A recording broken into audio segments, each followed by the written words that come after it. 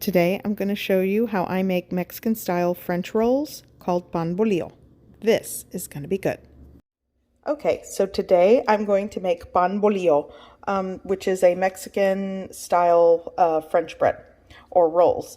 So I am going to be using a starter that I created last night, and the way that I did this was to the jar I added a 1/3 cup of warm to room temperature water, a 1/2 cup of all-purpose flour, a 1/4 teaspoon of dry active yeast. I gave it a mix. I covered it with this coffee filter that I just poked holes in it and placed a rubber band.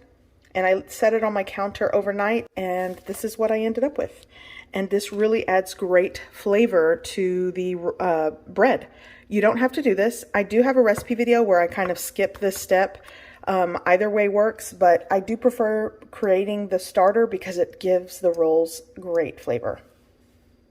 Okay, so here I have, in all the recipe calls for 4 cups of all-purpose flour, 520 grams of flour, but since I used 65 grams in the starter, or 1/2 cup, I have 455 grams left to use. So this is 3.5 cups of all-purpose flour. To that, I'm adding 2 teaspoons of salt. In my last recipe video for these, someone said that they added more salt, so I guess it's up to you if you think it needs more salt. I use 2 teaspoons. Here I have 1 tablespoon of sugar. Let's just give that a mix. Add my starter and just kind of, I'm using this little tool because it is very sticky. Oh, but it smells so good. Get that out of there. I want it all actually. I'm going to add 1 tablespoon of cooking oil. I'm going to start with 1 cup of warm water. Let's start with, I think that's about 1 cup. If I need more, I'll add more a little at a time, but I think that should do the trick. And you just want to combine and mix. You want to add this to the dry flour. I don't know why I forgot this, but 2 teaspoons of, I'm using quick rise dry active yeast. Gonna give that a mix.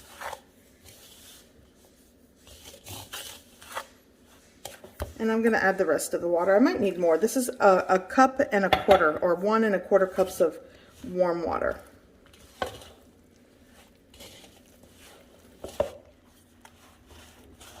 I'm doing the best I can without using my hands because I know it'll be kind of sticky, but I do want this to come together. So I'm going to cover this using my bees wrap. This is a reusable, and it's kind of dipped in wax. Anyways, going into my oven, I'm going to leave the oven light on, and I'm going to close it and let it set or proof. It's going to take about 2 hours.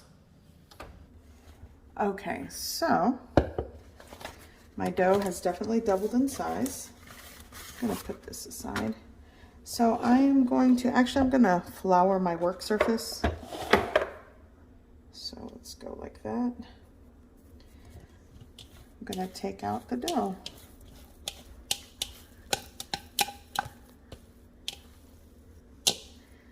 Oh, it smells so good.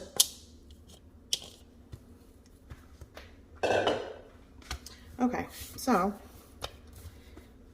I'll probably use like maybe 1/4 cup of flour, and I'm gonna knead this. You want to press out the air and knead it. I'm gonna add a little bit more flour. I'll knead this for about 5 to 10 minutes. You'll want it to be smooth or somewhat smooth. And it is tacky, so, you know, you got to be careful. I'm going to pick up some of that flour.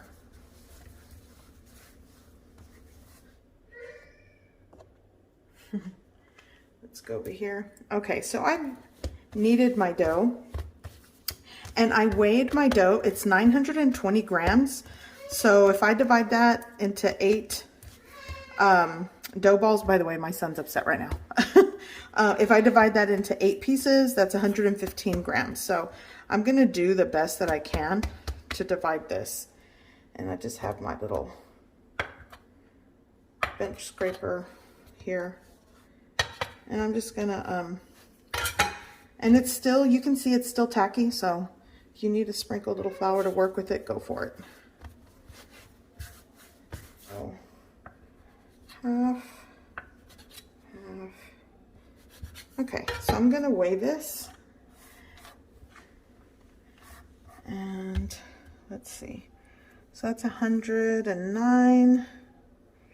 Perfect, 115. So I'll do that for each dough ball. I'm actually gonna let these rest for a little bit.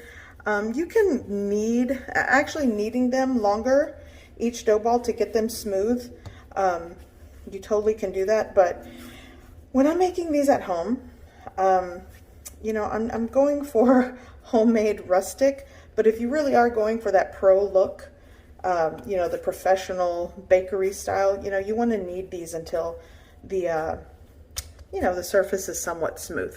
So I'm just going to sprinkle a little bit of flour and let each one rest, just like that. Let it rest for about 20 minutes, and then I'm going to come back and start shaping them.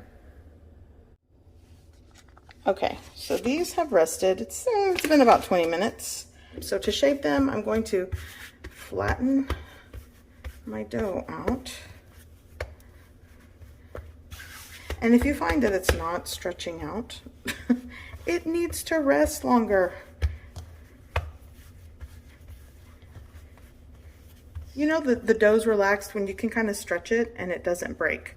And it kind of gets like that thin layer, the window pane test. You could see your fingers through the dough. That's what you're looking for.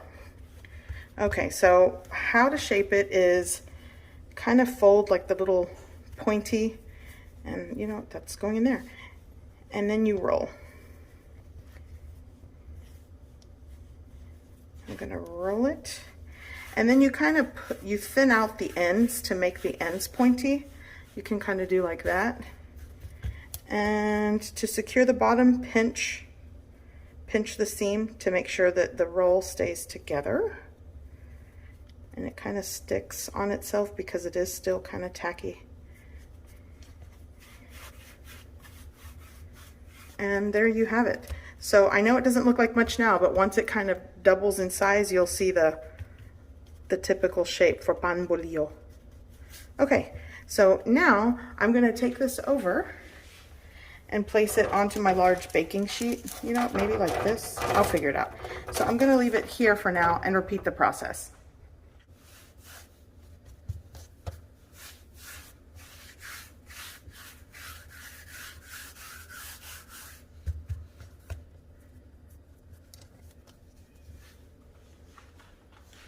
Okay, last one going there.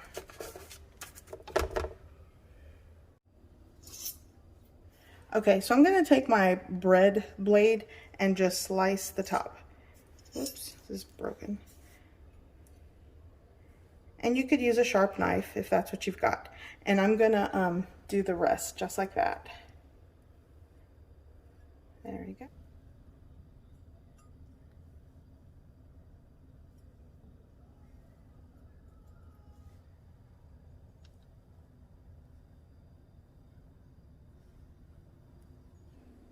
Okay, so now I'm just going to cover these, and I'm going to let these proof once again and double in size. This is actually hot water or boiling water. I'm going to place that right in my oven. Please don't mind the dirtiness. And now I'm going to bake and preheat my oven. And my hands are super dirty. Preheat my oven to 450 degrees Fahrenheit and just let it preheat. It's gonna take about 20 minutes. Okay, so my oven has been preheating to 450 degrees Fahrenheit with a small pot of water at the bottom for about 20 minutes. I've been letting it go, but these, careful, have definitely doubled in size. So I'm going to spray my rolls with water. This is going to give it that nice crust that you get with, you know, like a good crusty soft bread. So now this is going into my preheated oven. Let's get in there. 450 degrees Fahrenheit for the first 10 minutes. Then I'm going to lower the heat to 400 and cook the rest of the way. Okay, so I'm going to bake the rolls at 450 degrees Fahrenheit for 10 minutes. Then I'm going to lower the temperature to 400 degrees Fahrenheit and cook the rest of the way for about 10 to 12 minutes, or until the rolls are golden brown and cooked through. I'm going to spray the bread once again, get it steamy in there. I'm actually going to turn, I have a hot spot in my oven, so I'm going to turn the pan. You don't have to do that. Remember, and I still have my water in the bottom. And continue cooking until they're done. So these are ready, and I'll get it. Let me get this. Oh my goodness, and they smell and look so good. Oh my gosh, you guys. So here you can kind of break it off carefully because it's hot. But look at the, oh, you can tell it's going to be soft.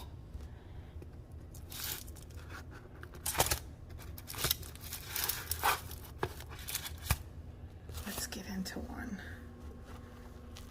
You can hear the crispy. Oh my gosh. And look at that. Oh, this is hot.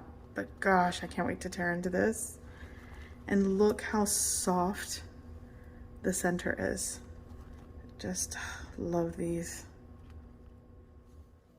I hope you give this recipe a try. I hope you like it. And thanks for watching.